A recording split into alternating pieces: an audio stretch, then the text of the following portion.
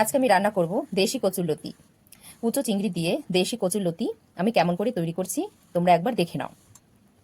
ফিরছি রেসিপিতে। করব চিংড়ি মাছ দিয়ে লতি। সেজন্য আমি এখানে নিয়ে নিয়েছি লতি, এরকম ছোট ছোট ডাটার মতো লম্বা করে কেটে নিয়েছি। এবার আমি এটা জলে ভাপিয়ে নেব। কড়াইতে জল বসিয়ে নিয়েছি।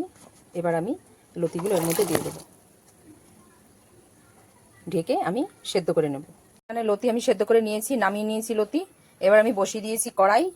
কড়াইতে দিয়ে দেবো তেল।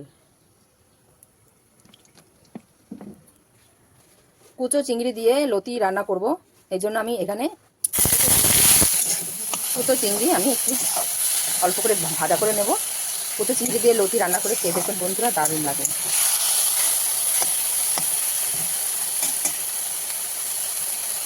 চিংড়ি মাছ ভাজা হয়ে গেছে, এবার আমি নামিয়ে নেব।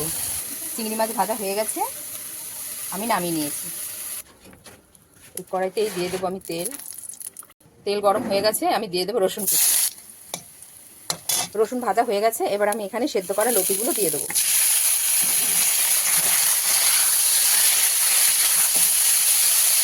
দিয়ে দেবো চেরা কাঁচা লঙ্কা, দেবো স্বাদ মতো নুন, আর দেবো পরিমাণ মতন হলুদ গুঁড়ো। কুচো চিংড়ি যে ভেজে রেখেছিলাম এই চিংড়ি মাছগুলো লতির মধ্যে দিয়ে দেবো।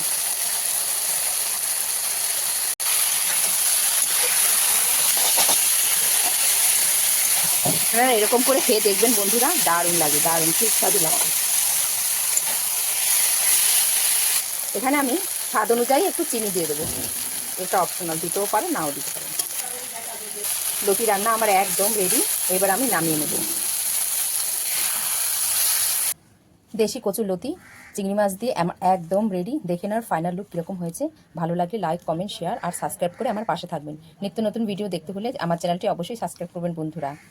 দেখা হচ্ছে অন্য একটি রেসিপি নিয়ে। নমস্কার।